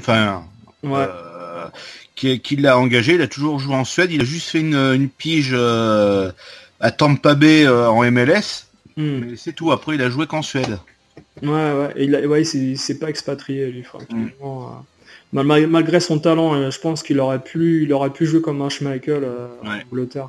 C'est vrai. Et maintenant l'équipe du Brésil, le Brésil, elle avait fait une Coupe du Monde un peu décevante en 90 en se faisant éliminer dès les 8e contre l'Argentine. En étant empoisonné. Avec les bouteilles d'eau, avec de la. Il y avait qu'est-ce qu'ils avaient mis dedans je sais pas, ils avaient pris des somnifères, voilà. Et puis non mais cette anecdote elle est géniale quoi. Si un jour on fait la Coupe du Monde 90, putain. On pourra la faire. C'est pas la meilleure, mais on pourra la faire. Quand le coach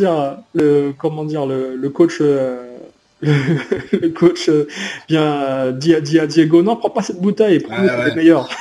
D'ailleurs on en avait parlé avec Rétro sur la Coupe du Monde 78, c'était on en avait parlé de cet épisode là, c'est fou quoi. C'est génial quoi. Mais voilà, cette équipe du Brésil, franchement, elle est magnifique quoi. Il y a que des bons joueurs dedans. On les connaît pas tous, mais on connaît Romario. À l'époque, il était il était au Barça ou il était au PSV? Non, il était au Barça. Hein. Il a fait une finale de c'était sa première saison au Barça. T'as Bebeto, t'as Rai qu'on connaît au PSG. Et puis t'as un joueur qui est jamais rentré, je crois pas qu'il est rentré, qui s'appelle Ronaldinho à l'époque. Ouais. Mais en fait c'est Ronaldo qu'on découvrira 2 ans après, ou même un ou 2 ans après. Et à l'époque il s'appelait Ronaldinho, il faisait partie des remplaçants du Brésil. Ouais, le petit Ronaldo. Ouais. Voilà. Mais il a jamais joué. Un seul match, une seule minute. Je crois pas, il est resté sur le banc. Ouais. C'est la stat qui tue quand même. T'es champion du monde en ayant joué 0 match. Alors est-ce que c'est considéré comme champion du monde en ayant joué aucun match? C'est ça le truc, parce que normalement tu dois avoir joué au moins 1 minute pour être considéré comme champion du monde. Tu penses? Je sais que quand t'es champion de France, faut avoir au moins joué 1 minute pour avoir ta médaille. Ah ça c'est Thierry, ça à l'époque il y avait des. Ouais. C'est ça. Ouais. Il a inventé des règles Thierry. Ça doit être ça. Ah, je sais pas. Non mais bon, je vois ce que tu veux dire, bien sûr. Après, de toute manière, t'as pas du tout participé sur le terrain. Après, peut-être dans la vie de groupe, bien sûr que t'as. Bien sûr, ça t'as participé, bien sûr. T'as pas créé de problème, tout ça. Bon. Mais de voir un talent aussi énorme être conservé, c'est un peu intriguant entre guillemets. Genre, on va le garder pour le plus tard, vous le verrez plus tard. On a tellement de bons joueurs. Ouais. Puis on l'aura vu plus tard. Hein. Ouais, voilà. Non, mais Romario, c'est un joueur qui a fait une finale de Ligue des Champions traumatisante un ou 2 mois avant, en fait. Un mois avant, ouais, parce que quand ils partent 4-0 à Athènes contre le Milan. Contre le Milan. C'est vrai que ça pouvait laisser des plumes, hein. Tu pouvais te dire, je sais pas, tu peux avoir le moral à 0, puis bon, en fait, ça s'avérera que ça se passera plutôt bien pour lui, quoi. Ouais. Puis Bebeto, c'est un... Moi, je le voyais comme un futur grand, parce que, je sais pas, à l'époque, il n'est pas forcément confirmé. Au niveau européen... Il jouait à la Corogne à l'époque. Ouais, il n'avait pas forcément fait grand-chose. Après, c'était un grand technicien, mais... Je veux dire, c'était un peu comme comme un Djorkaeff à l'époque quand on était à Monaco, quoi. Il fallait qu'il fasse quelque chose sur le plan. Pour moi, je trouve qu'il a pas eu la carrière qu'il aurait dû mériter, en fait, qu'il aurait dû avoir. Il a joué longtemps. Il a joué super longtemps, mais il a pas connu les grands clubs européens. Bon, Deportivo La Corogne, c'était bien. Ouais. Mais c'était pas les top clubs européens, quoi. Je vois qu'il a fait aussi Séville. Mais après il a joué au Brésil, il a joué un tout petit peu au Japon, mais sans vraiment s'imposer, quoi. Enfin, tu vois, je pense qu'il a dû louper, je sais pas ce qui a pu le faire louper une carrière brillante, quoi. Ah, peut-être la famille. Les Brésiliens, ils sont très attachés famille, donc c'est possible. La femme n'est pas voulu suivre ou des choses. Est-ce que c'était un fêtard comme Ronaldinho, comme Romario? Est-ce que c'était l'impression. Je pense pas. Je pense que lui, c'était quelqu'un de plus sérieux, ouais. Et c'est à cette Coupe du Monde que ce sera la première fois qu'on verra un joueur bercer après un but faire le signe de quelqu'un qui berce un enfant, quoi. Ce sera marquant aussi. Ça m'avait marqué cette joie de ce joueur, parce que moi j'ai commencé à regarder le premier match où j'ai un petit peu de souvenirs, c'est Brésil-Russie, mais après le premier match que j'ai regardé en entier, que je me souviens bien, c'était Argentine-Grèce un jour après. Ça, je m'en souviens de celui-là. Tout le monde s'en souvient. Ah bah bien sûr. Tout le monde s'en souvient parce que on verra. On y arrivera dessus de toute façon. Et non, le Brésil, c'est une puissance énorme au niveau du collectif. Ah oui. Et même ils sont venus jouer à Paris au Parc des Princes. Ils avaient battu la France. Ils avaient voilà, il y avait eu que 2-0, je crois, mais ils les ont écrasés, dominés dans le jeu. Techniquement, la France était largement en dessous, quoi. Largement en dessous. Hein. Ouais. Et je me souviens que c'est là qu'on avait repéré Rai, justement. C'est vrai. Les joueurs du PSG, le président du PSG avait voulu le recruter. Ça a été sacré recrue. Hein. Ouais. C'était en quelle année, 92 ou 93 qu'ils ont joué contre le Brésil? Je pense que c'est 92. Hein. Ouais, 92, je crois. Ouais. Je pense. Hein. Après, faut toujours vérifier après les dates exactes. Hein. Mais non, mais je pense que c'est 92 parce que j'avais vu ce match-là pendant mes vacances en été, donc je pense que c'était les vacances d'été 92. Après, les souvenirs lointains, faut toujours se méfier. Bien, c'est ça. C'est un peu. Voilà. On s'embrouille un peu. Ouais. Donc voilà, ces équipes auront la chance de jouer à Los Angeles, Détroit et San Francisco. 3 belles villes, pareil. Voilà. Le groupe C avec l'Allemagne, l'Espagne, Corée du Sud et Bolivie. Donc moi, ce qui m'a fait rire, c'est la Bolivie, parce que c'était soi-disant une superbe équipe avec un super milieu de terrain. Et on n'a rien vu. On n'a rien vu. On devait pas être assez connaisseurs, je pense. Et parce que bon, après l'Allemagne, champion d'Europe, non, est-ce que je dis des bêtises? Champion du monde. Vice-champion d'Europe et champion du monde, voilà, c'est ça. Et l'Allemagne sont arrivés là avec les mêmes joueurs que 90. Donc déjà on peut se poser la question de savoir est-ce qu'ils vont tenir toute la compétition avec les mêmes joueurs. C'est ça le problème. C'est ça le problème. Toi en Allemagne, quel joueur t'avais vraiment aimé dans cette équipe? Klinsmann, j'ai jamais vraiment aimé ce joueur-là, mais Klinsmann, il y avait Klinsmann, t'avais qui d'autre aussi que... attends, j'essaie de faire marcher mon... Matthäus, il y avait... t'avais Matthäus. Thomas Hassler. T'avais Effenberg aussi, t'avais Jürgen Kohler aussi, t'avais...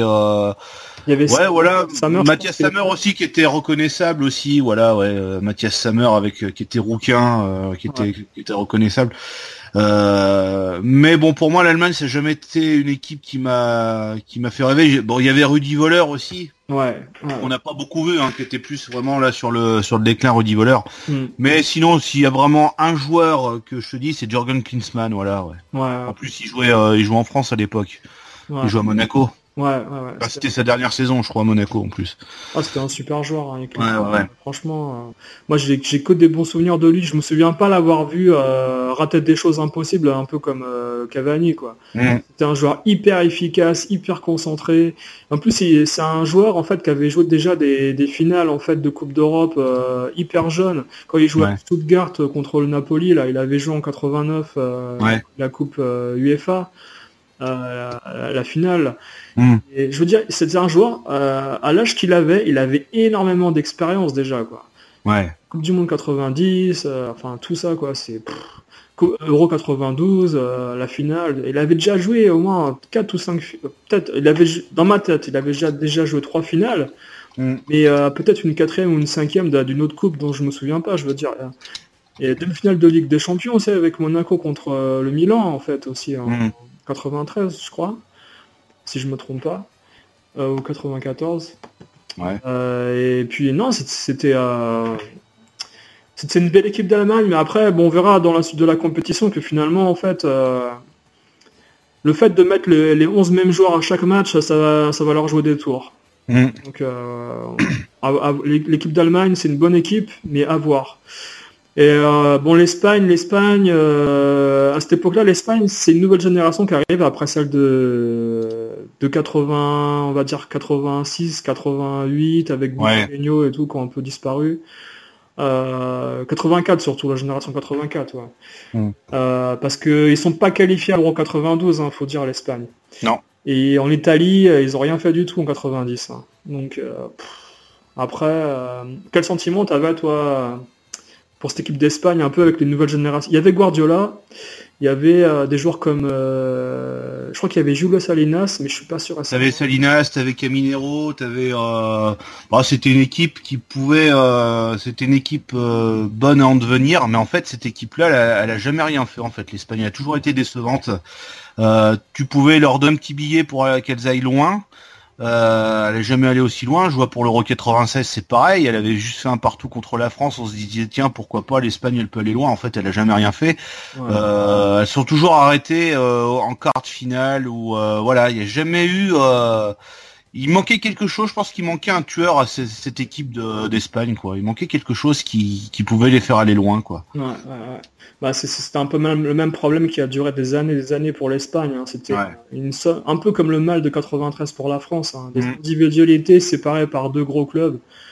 Et finalement, l'équipe nationale n'a jamais fonctionné jusqu'à ce qu'ils se remettent tous en question 10 ans, 15 ans après. C'est ça. Donc l'équipe d'Espagne, voilà, à chaque fois, c'était des belles générations de joueurs qui avaient hyper techniques, hyper tactiques, mais à un moment donné, dans leur tête, ça implosait quand ils se faisaient mener. Je sais pas pourquoi. C'est ça. C'est un peu comme la Yougoslavie, tu sais, qui perdait les pédales à chaque match. Quand ils se prenaient 1 ou 2 buts d'avance, ils n'arrivaient plus, ils lâchaient tout. Ils perdaient tous leurs moyens. Un problème de mental ou de cohésion de groupe, sûrement. Et puis la Corée du Sud, donc comme tu as dit tout à l'heure, là, qualifiée in extremis. Là, elle, vraiment, c'est vraiment l'équipe surprise qui est qualifiée vraiment in extremis au tout dernier. De toute façon, c'est exactement le même mot. Enfin, c'est c'est vraiment au tout dernier moment. Bon, c'est une équipe que tu découvres. Elle avait été à la Coupe du Monde 86. Mais bon, voilà, c'est moins décevant que la Bolivie, mais ça montre pas grand chose, quoi. De toute façon, elle gagne pas aucun match, elle fait 2 défaites, 2 matchs nuls, 1 défaite. Elle fait quand même l'exploit de faire match nul contre l'Espagne. Mais après, c'est encore assez faible, c'est certain. Donc voilà, 4 équipes en fait qui joueront à Chicago, Dallas et Boston. Ensuite le groupe D avec le Nigeria, l'Argentine, la Bulgarie et la Grèce. Donc c'est le groupe où la France aurait dû être. C'est le groupe où la France aurait dû être, et là on va découvrir le Nigeria déjà. C'est vrai que c'est une nouvelle équipe africaine va entrer. hein, dans cette Coupe du Monde, et le Nigeria qui va nous époustoufler. Mais juste avant, je vais juste revenir sur cette équipe d'Argentine contre la Grèce. Pour moi, c'est un match exceptionnel. Le but de Maradona, ça se joue tout en une touche de balle.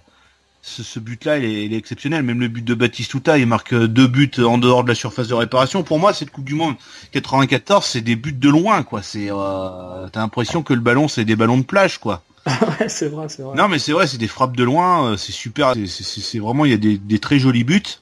Et Maradona qui marque un but vraiment exceptionnel et puis qui arrive vers la caméra et puis tu te dis mais putain, il avait une tête bizarre, Maradona. Il était méconnaissable. Je sais pas comment t'expliquer, mais il était très affûté, mais tu le reconnaissais pas par rapport aux autres Coupes du Monde.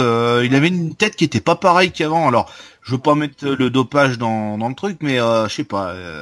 Il était creusé par l'âge et puis creusé par les efforts physiques qu'il avait fait pour revenir. Voilà, c'est sûr. Et puis après, les produits qu'il a dû utiliser. Il a dû prendre aussi, voilà. Ça l'a vraiment creusé physiquement encore plus, quoi.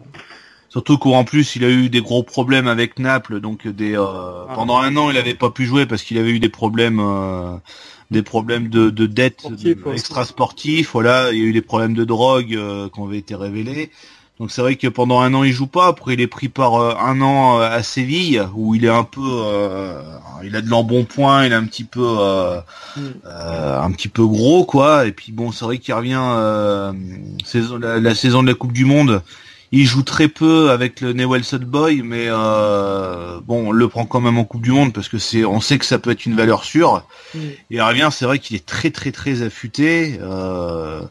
Et il fait un très bon match contre la Grèce, hein. C'est quand même voilà. Hein. C'était un des plus beaux matchs.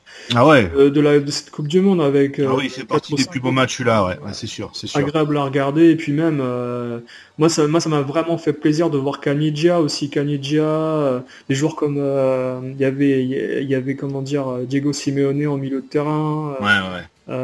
Enfin, je veux dire, toute l'équipe était belle. Batistuta, t'avais. Il y avait Redondo aussi, je crois, mais je suis pas certain. Redondo, mais qui doit pas jouer je sais pas, il doit pas jouer. C'est l'autre. Non, il joue, hein, mais c'est le deuxième. Ouais. C'est contre le Nigeria qui joue. D'accord. Ouais, excuse-moi, il est, contre la Grèce, il est. D'accord. C'était vraiment une belle équipe. C'est une belle équipe, hein. T'avais Balbo aussi. Abel Balbo, ouais. Abel Balbo, voilà, ouais. Non, ça, c'est une équipe qui fait plaisir à voir. À Foxborough, ça se joue le premier match dans un super stade. Enfin, le stade est quand même. Il est beau, ce stade de Foxborough. Il est bizarre. Il est fait pour le foot, hein. Il est fait pour le foot, voilà, ouais. Bon, tu vois un peu les limites qu'a l'équipe de Grèce à cette époque-là. Ouais. De toute manière, l'équipe de Grèce, moi je compare ça un peu à la Bolivie et puis oui, voilà, ouais.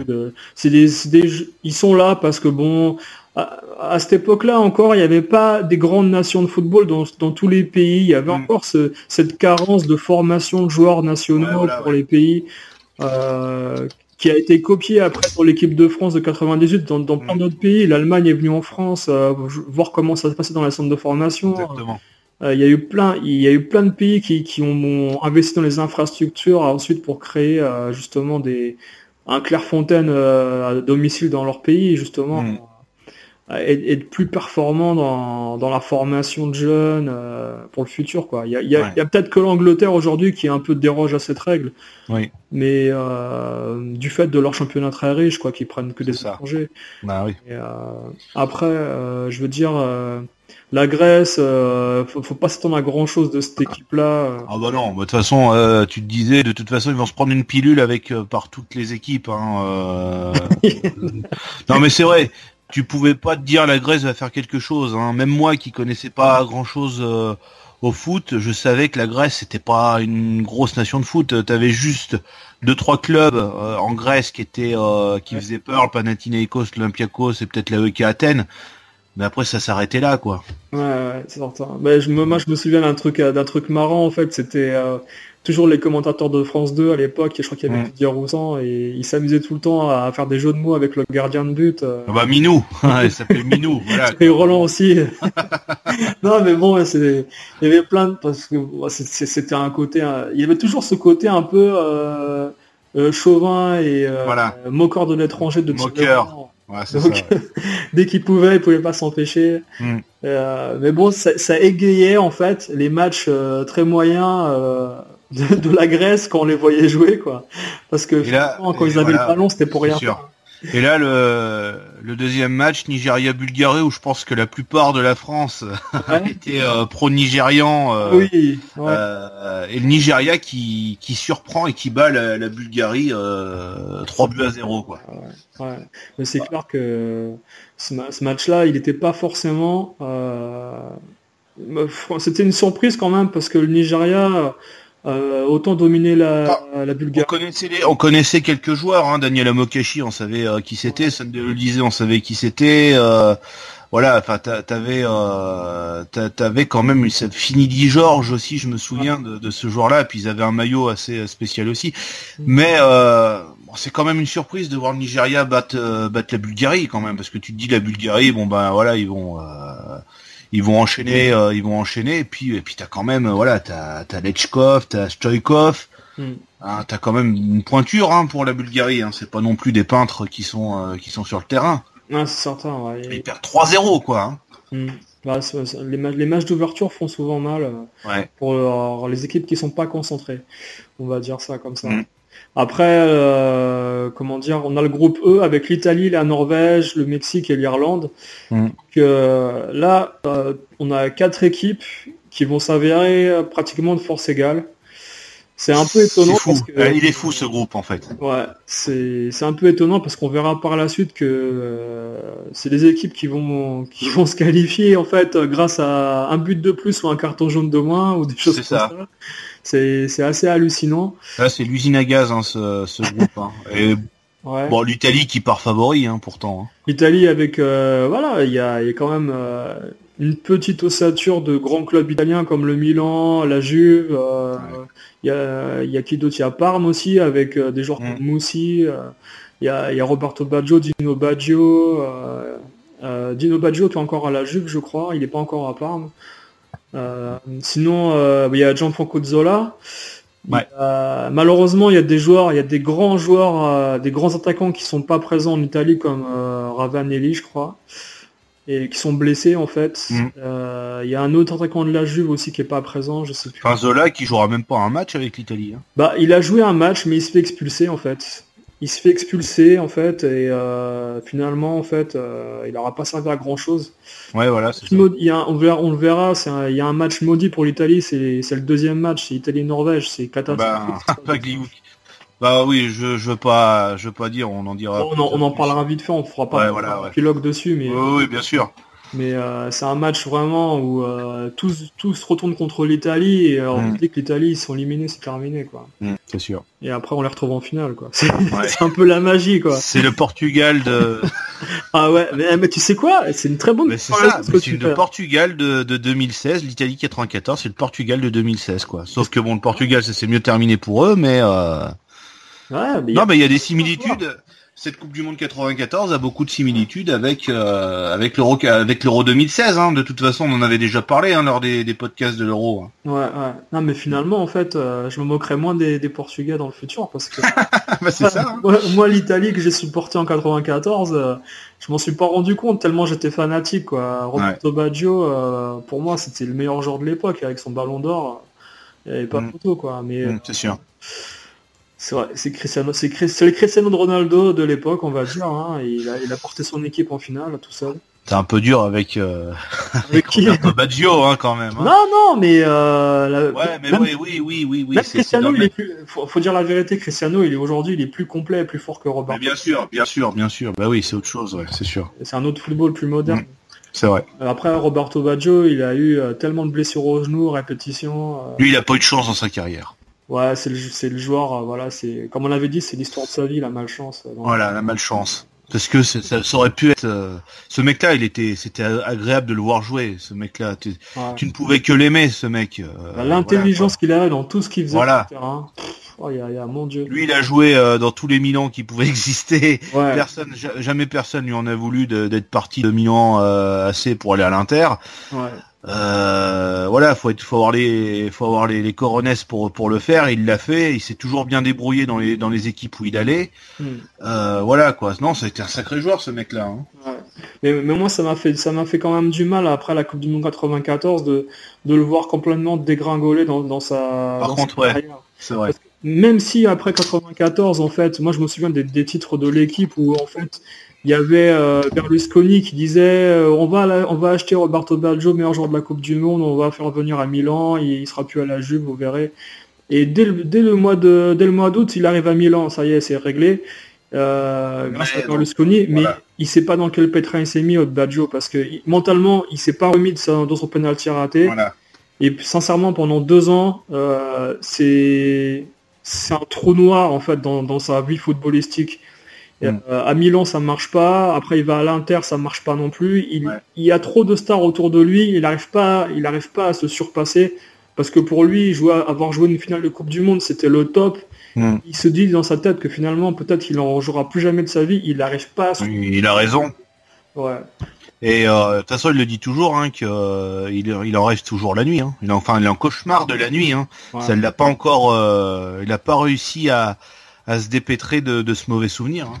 C'est dingue parce qu'un joueur aussi précis que lui ne même pas cadrer la balle, quoi. C'était. C'est pour lui, je veux dire, il s'est fait mal tout seul, quoi, en faisant ça. Comme quoi, ça peut arriver même au meilleur, quoi, malheureusement. Ouais. On y a vu avec Trezeguet. Platini Trezeguet, non pas Platini, mais bon, on y avait vu, on y avait vu avec Trezeguet en 2006. Hein, c'était vraiment, il était vraiment au sommet de son art. Il était quand même en 2006. Il était encore très bon, Trezeguet. Hein, et il l'a loupé et ça l'a fait dégringoler après dans la suite de sa carrière. Ouais, c'est vrai que Platini, lui, il a pas dégringolé après. Ouais, c'est vrai que... c'est pas pareil. Oui, lui, il a dégringolé, mais bien plus tard, lui. Ouais. Donc le Norvège, pareil, c'est même pas un outsider, c'est un sparring partner qui est là. Oui, c'est ça. Ouais. Juste pour défendre et faire chier les autres équipes.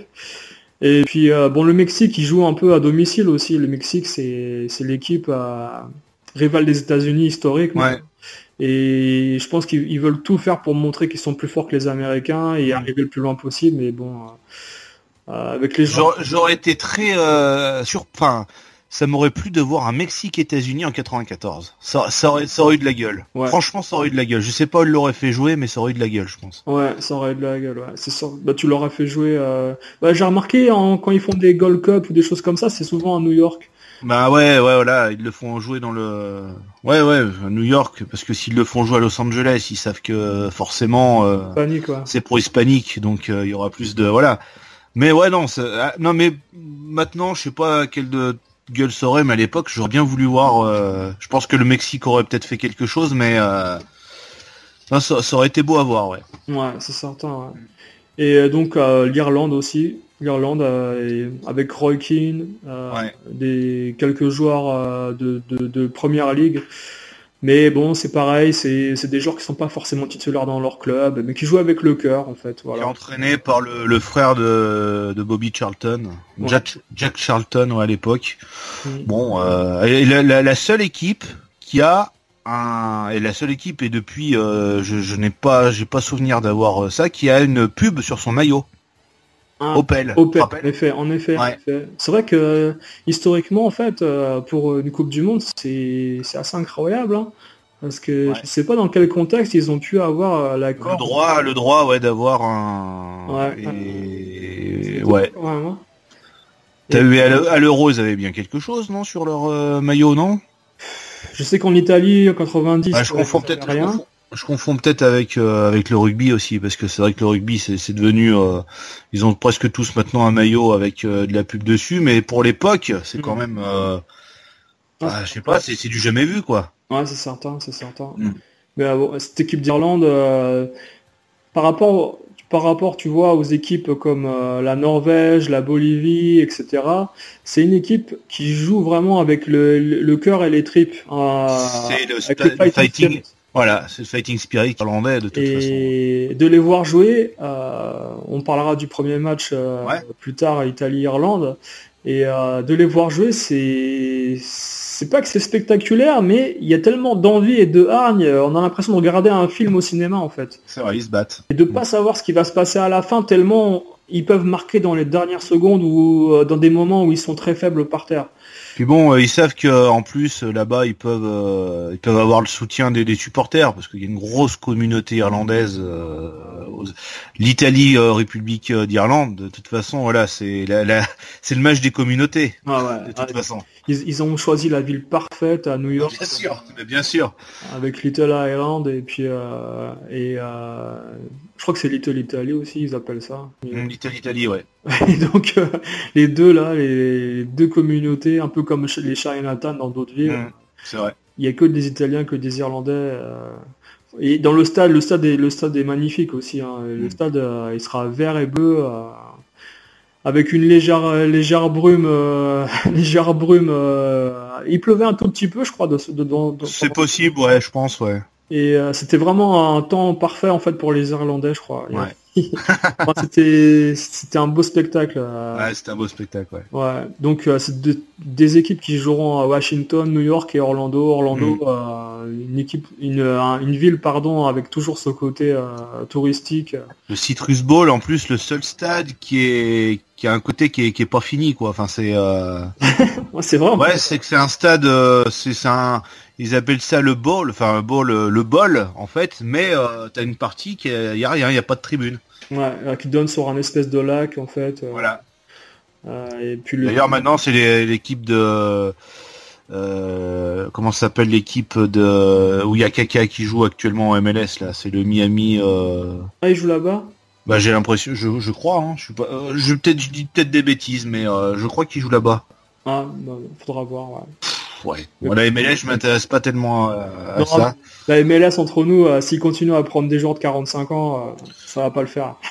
C'est ça le problème. Et puis ils font de plus en plus d'équipes. Voilà, ça va être au bout d'un moment, il faudrait qu'ils fassent jouer plus les joueurs de leur pays et qu'ils arrêtent de prendre trop de joueurs en fin de carrière, quoi. Ouais, c'est insupportable. Voilà. Et enfin, on a le dernier groupe. Voilà, dernier groupe pour terminer cette partie. Moins intéressant, je sais pas, mais pour moi le groupe où je me suis moins intéressé, malheureusement, c'est les groupes de l'Allemagne et le groupe avec les Pays-Bas. Pourtant, les Pays-Bas, voilà quoi, c'est. Mais voilà, t'as un derby entre guillemets. Hein, attention, ils aiment pas trop. Mais Belgique, Pays-Bas. Un derby flamand, ouais. Flamand, Belgique, Pays-Bas avec l'Arabie Saoudite. Très surprenante Arabie Saoudite. C'est vrai que comparé aux autres Coupes du Monde qu'elle jouera plus tard, ça a été une des meilleures équipes d'Arabie Saoudite. Ouais. Avec un but exceptionnel, comment il s'appelait Al-Awaran qui fait il dribble tout le monde. Il dribble tout le monde et malheureusement qui sera après mis en prison parce qu'il aura pas respecté le Ramadan dans son pays. Enfin, il y avait un truc comme ça qui s'est passé. Mais voilà, il y a le Maroc aussi qui va faire pâle figure, qui fera chou blanc là-bas en perdant tous leurs matchs. Mais le Maroc, ça serait marrant de voir aux dépens de qui ils se sont qualifiés en fait, parce que le Maroc, pareil, ils sortent d'un groupe de qualification, je pense, d'Afrique du Nord. Mais à cette époque-là, est-ce qu'il n'y avait pas meilleure nation peut-être pour jouer? Parce que le Maroc, comme tu dis, je me souviens d'aucun de leurs matchs. Et je me souviens. Je me souviens de. Alors je crois que c'est contre les Pays-Bas où ils perdent 2-1 et où ils ont l'occasion d'égaliser au moins 2 fois et ça tape sur la barre et sur le poteau. Ouais. Il y avait déjà Hadji. Ils n'ont pas de chance. Ouais. Moustapha Hadji, ouais, je pense qu'il y a. Ouais, t'as Moustapha Hadji, après les joueurs, j'ai pas de souvenir. À part Hadji, c'est tout. Hein. Le reste, je connais pas. Ouais. Et donc les Pays-Bas et la Belgique, c'est deux bonnes équipes européennes. La Hollande qui s'est qualifiée aux dépens de l'Angleterre. Et c'est pareil, hein, les 3 premières équipes terminent avec 6 points, quoi, avec 2 victoires, une défaite. Et non, c'est la Hollande, c'est vraiment une bonne équipe parce qu'il y a des joueurs comme Rijkaard, Bergkamp, Marc Overmars. Il y a le gardien, c'est moyen, et De Groy, c'est un peu moyen. Bon, De Groy, ouais. T'as Michel Prodhomme qui est... En fait, c'est une équipe. T'as beaucoup de joueurs sur leur fin de carrière. T'as Michel Prodhomme le gardien qui va arrêter, qui doit arrêter après la Coupe du Monde, je pense. Il a été élu meilleur gardien de 94. Hein. Ouais.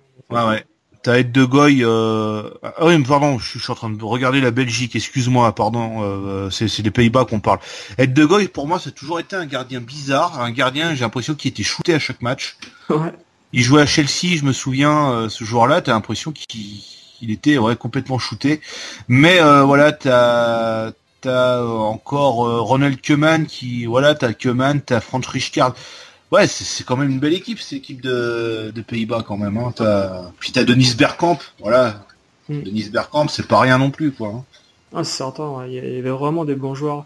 Et les Pays-Bas, c'est que le début en fait de leur génération dorée, hein, parce que voire 2 ans après, 96, ils commencent vraiment à voir l'éclosion des Davis, des Seedorf. Ouais, mais c'est une génération dorée, mais qui arrivera. Mettra du temps, voilà. Mais malheureusement, voilà, c'est toujours été une énigme cette équipe de Pays-Bas, parce que tu vois 74 avec Cruyff, voilà.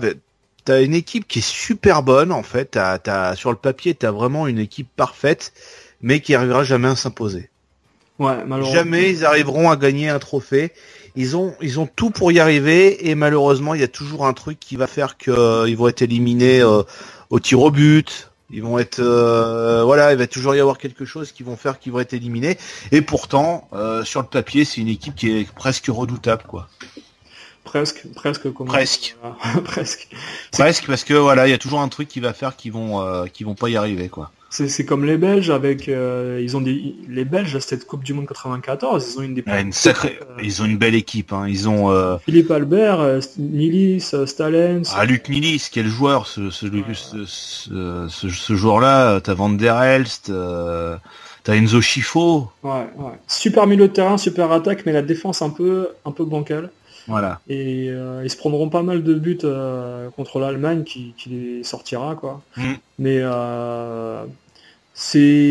moi j'aurais bien voulu voir par exemple la Belgique dans le groupe du Brésil par exemple, ou dans le groupe du Nigeria, parce que ce groupe là en fait finalement tu sais que tu vas te qualifier en Belgique, voilà. T'enlèves la Suisse et tu mets la Belgique, t'enlèves la Suisse, t'enlèves la Russie par exemple. Ouais, la Russie, voilà. Et puis dans le groupe du Nigeria, t'enlèves la Grèce là. T'enlèves la Grèce. Ouais, bah voilà, non mais sérieusement, ouais, ça aurait pu faire quelque chose d'autre, quoi. Ça aurait pu être beau à voir, ouais. Bah après il y a les histoires des chapeaux au tirage au sort. Oui, bien sûr. T'es obligé de mettre 2 grosses contre 2 petits, quoi. Voilà, c'est sûr. Donc voilà, quoi. Donc on a fait le tour, hein, pour la première partie de ce podcast sur la Coupe du Monde 94. Voilà. Tu veux rajouter quelque chose? Ouais. Non, mais il y a tellement de choses à dire. Je sais pas combien de temps cette première partie va faire, mais t'as tellement de choses à dire que tu pourras en parler 3 heures sans. Non, mais c'est vrai, pour moi cette Coupe du Monde, malgré que j'avais 9 ans à l'époque, que je comprenais pas grand chose au football, mais avec le temps, pour moi, ça fait partie de mes meilleurs souvenirs de Coupe du Monde. Pour moi, c'est la meilleure Coupe du Monde pour le moment auquel j'ai pu regarder à demi, j'ai pas tout regardé, mais pour moi ça fait partie des meilleures coupes du monde qui a pu exister, quoi, en fait. Ah, c'est certain, ouais. Mais de toute manière, dans la deuxième partie, on parlera justement de la cérémonie d'ouverture avec le match d'ouverture, les stars qui étaient présentes. On a également Bill Clinton qui a fait son petit discours. On aura aussi des discussions sur tous les matchs marquants en fait des phases de poule, groupe par groupe. Et puis on arrivera jusqu'aux éliminatoires et à la finale du 17 juillet. Et puis on vous donne rendez-vous donc pour le deuxième podcast très bientôt. Voilà, merci à vous. Salut. Et bonne soirée.